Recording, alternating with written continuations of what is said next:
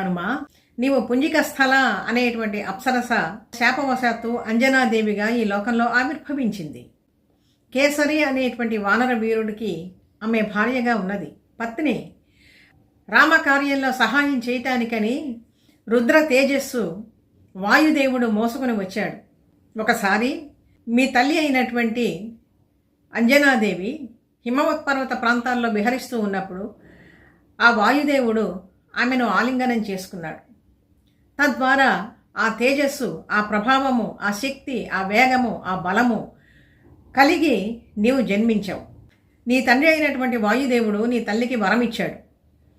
తేజస్సులోనూ, బలంలోనూ, పరాక్రమంలోనూ, వేగంలోనూ కూడా నాతో సమానమైనటువంటి వాడు నీకు కుమారుడుగా జన్మిస్తాడు అని చెప్పి నీ తల్లికి వరాన్ని అనుగ్రహించాడు వాయుదేవుడు.